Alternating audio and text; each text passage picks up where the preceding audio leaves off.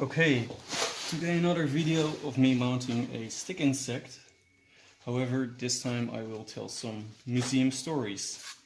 So for those who don't know, I work in a museum, insect museum. I started it 1.5 years ago, and some amazing things happened in the meanwhile. So I will talk about that. It's the first time I will do this species. I might be surprised about some things, but we will see. It's very strong membrane. So, as I said, the museum started 1.5 years ago. My hobby just grew and grew, and there was this opportunity. And I took the opportunity, and I'm very glad that I did. So here I am today.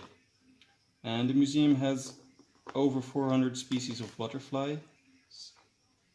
And let's say about 400 species identified, I think.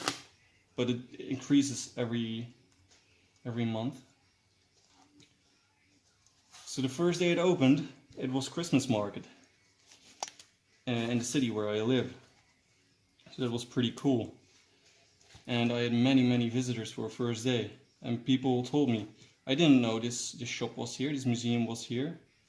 And I would tell the people, yeah, that can be because it's the first day that it's open. And people would be all amazed and it's awesome. Yeah, it was a fantastic day. Felt really exhausted at the end of the day because I talked with so many people, but it was worth it. It was awesome.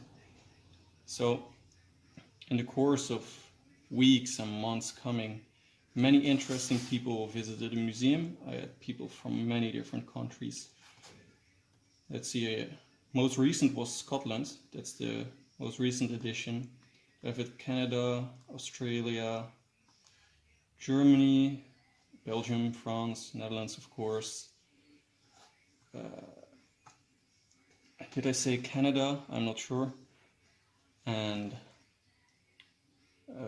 Peru, I believe. Some other exotic countries. So that's pretty cool. And you see these insects and they recognize the insects and they can tell me some things that I don't know. But there was this one time, there was this girl, and a young girl, I think 10 years old maximum. She visited a museum with her parents, and the museum was still quite recent, quite new, and I needed some filling up. So I had a box with 9 of the same species of butterfly, Papiliosatis. I will maybe show a picture if I'm good enough at editing. And I had 9 of them in the box, and this girl looked at them. And the mom said, yeah, they are all the same. And the daughter said, no, they're not. The mom said, yes, they're all the same. And the daughter said, no, they're not. She was very convinced. And then I heard her out. And it was the best choice I ever made, I think. At least that day, for sure. Because she said, yes, they all look similar, but they're not exactly the same. Because this one is a little bit bigger than this one. And this one has a little bit brighter white than this one. And that one, and she kept going. And she noticed all the differences between the butterflies. And she paid real attention, not to just that there were butterflies, but to the individuals themselves as living animals. And I think if that girl grows up the way she was that day, will be an amazing person. I think moms didn't really understand how special it was, what was happening, but I did. Man, made that my day. Of which I think is a really cool thing. And it might not sound cool to you, but it was heck cool to me. Definitely. Which brings me to, yeah, many cool visitors were here already. So, this egg broke. Too bad. Because in the museum, if you know a little bit about insects, you know spiders are not closely related to insects. Closer related to insects than, for example, a mouse is. But else, if you have a lobster or a crab, they are more closely related to insects than spiders are. And sorry, I need to be careful. So, any arthropod that you can think of is likely more related to insects than spiders are. They are quite far apart if you see the tree of life, as they would call it. But there are, of course, people who think spiders are some kind of insect, which is always funny stories, because you explain to people, no, they are not. And you cannot use the scientific terms, you cannot use the tree of life when it's someone who's religious, which I totally respect, and everyone should. So then you have to say it in another way and try to make it clear, which is quite a challenge. So it was again some celebration day in the Netherlands. It was busy in my town, so I opened a museum, of course, why wouldn't I? So the thing is, when you come into the museum, there's a big table. Behind this big table is a big display with everything that is not an insect. And by now that I got some more creatures that are not insects, and the display became too small, so there are more places in the museum, but then it wasn't like that yet. So people walked in and they would see this table, and behind that they would see a spiny lobster, a horseshoe crab, hermit crab, and also a spider, whip scorpion, and pseudo scorpion, although usually they only see the picture because the creature itself is so small. And then usually women say, I don't want to go to that place, let's just stay here with the butterflies. And that's what they do, and that's completely fine. But I've had it twice now, that there was an adult man, of which I thought I would not like to make that man angry. And he would walk into the museum, and he wouldn't step any further than the doormat, because there was a spider behind 2 layers of glass. And that's really interesting. So I don't blame him. I don't like spiders myself either. I don't blame either of them. We're 2 different people. And I just want to say it's completely fine. So if you ever visit a museum or a place where you can learn about things, you're afraid of something, it's alright to be honest about it. And people can teach you why you are right and why you are wrong. And it might even help you. And just respect each other. But this is quite a funny thing, that there's a really impressive person, and then this person doesn't dare to come any further because of a creature behind 2 layers of glass. That's really cool. Really interesting thing. Not to speak of all the stories that people have. It is a wonderful, wonderful thing. So if you like these stories, just like the video, tell me what you think of it in the comments, and I will keep talking. I have many, many stories. So one of the most common stories locally, which I never understood, is that people are convinced that a dragonfly can sting you. And that's not all. That a dragonfly sting is the most painful of all stings from all the animals here, which would be really, really impressive, because dragonflies don't have stingers. They cannot sting. Even if they are angry, they cannot sting. They can bite, and they can bite hard, but they will always prefer to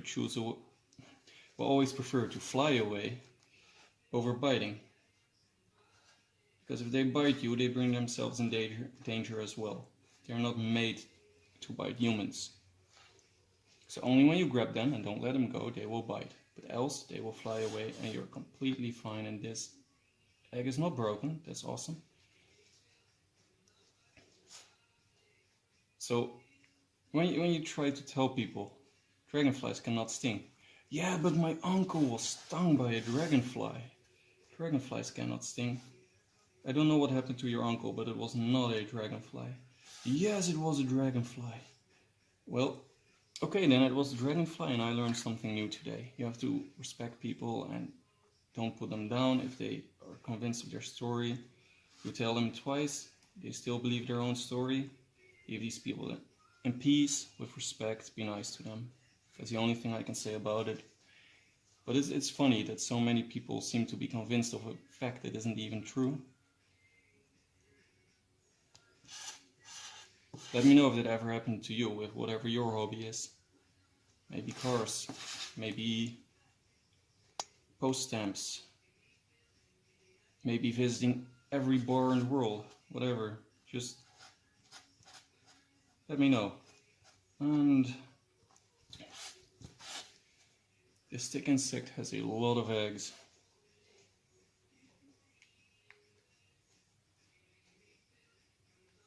And with a lot, I mean a lot. And I don't want to squeeze them. They're quite hidden by now. This insect is brown. I cannot clearly see inside. It takes so long. I didn't want to take this long. Yes, stories, right? So other people who usually visit the museum, imagine it are normal people. The museum is not well known. So people who come from all over the world, it's just by accident, coincidence. Still makes me happy, still makes me really happy, but it's all a coincidence. And sometimes artists visit the museum. Some of them really knew about it, and others just walk in by accident. And they are so inspired by insects, that's hard to believe, but they really see the beauty there is. Not only butterflies, even beetles are more common to inspire artists, which was a surprise to me, but a very pleasant one, because I think I don't meet enough people who love beetles for what they are.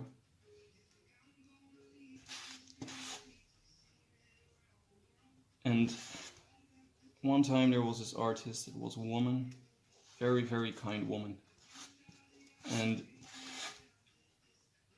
she was walking around, looking around, she was saying some things. She knew some things, so I asked what's her hobby, and she told me she's an artist.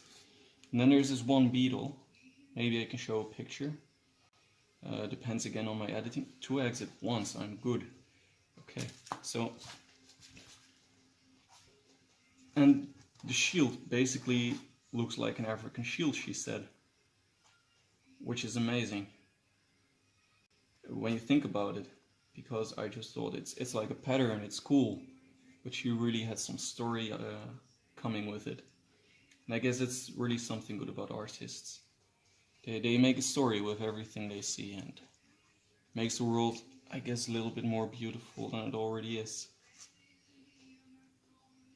So she told me why she thought that and why it was like that, and it was a really cool experience. This woman, she was open-minded, like you won't even believe is possible.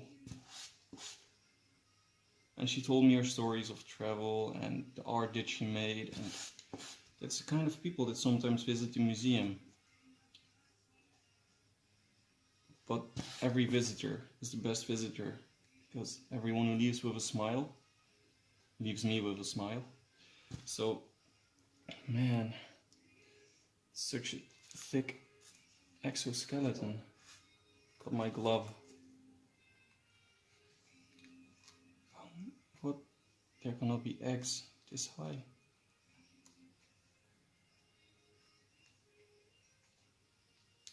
Oh, lots of organs.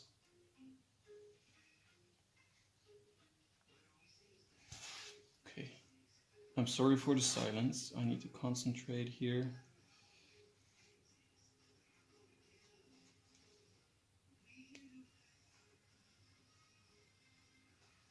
So, she's not the only artist that ever visited a museum. I mean, tens of them did, and I had a conversation with most of them, and they were really, really good conversations. They're not quite generic, but they're all quite similar, because they're all very inspiring, if you want to call it like that. And another artist, he told me he paints natural things, but in an artistic way, which is not a bad thing. I would prefer to see scientific ways of drawing, but every person has his own preferences, and you won't hear me complain because this person has a talent, if you ask me. But I won't give any social media to this person, since these stories are supposed to be private. And he looked around, he knew some things, he thought he knew some things which weren't exactly correct. So I corrected him, he learned, he was happy about that. And then the funniest thing happened. It was at some point a little bit scary, but it was also funny, because this person, he sent me a message on Facebook, but not the museum page on Facebook, no, my personal page. And since my name is on the business cards, and it was about insects, and of course I appreciate when someone thinks for me and helps me, shares the interest, but it was my personal page that got invaded, which was a little bit strange. Man, this one's beautiful. So I don't even need to fill it up. It's so strong. It can be the way it is. And that was fine. I mean, didn't expect it, but it was completely fine. And then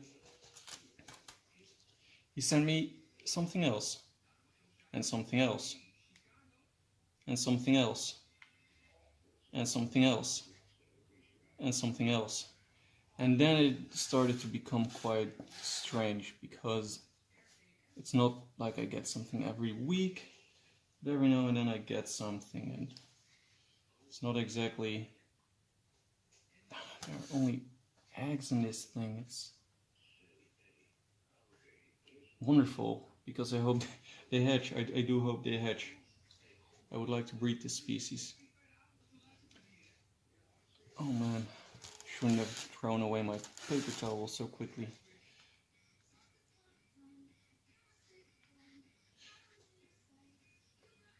So that's something, I guess, that happens when you... I'm not a celebrity, not at all. But I'm more known than the general person here. And then I guess things like these, they just happen. But I can imagine if you're a celebrity, it's 20, 500, 10,000 times worse. Don't be too dried out. It broke. That's fine.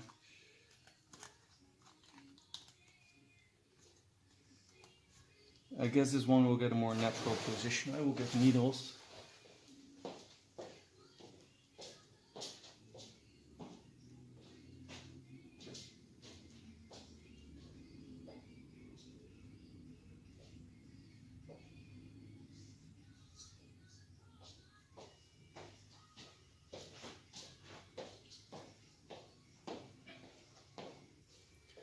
How much time? 18 minutes. Well, I will mount this beautiful stick insect, and I will stop the stories because you've heard enough. Thank you for watching the video. If you like it, if many people like it, I will most likely make more of these videos. Thank you for watching.